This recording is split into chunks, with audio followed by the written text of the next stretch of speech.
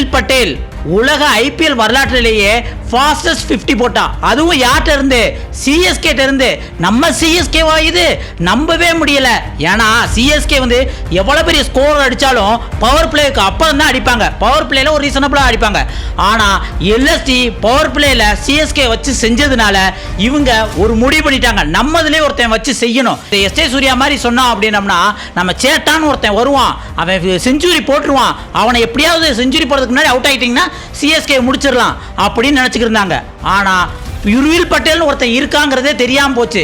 ஏன்னா இது நாள் வர ஒரு 6 2 6 அடிச்சு அவுட் ஆயிட்டு போனவன் என்ன மனசுல நினைச்சான்னு தெரியல, எவன் போட்டாலும் வெளுக்கிறான். கிட்டத்தட்ட 13 பால்ல 50, 23 பால்ல 66 ரன், 8 6 2 4ன்னு வெளுன்னு வெளுத்துட்டான்.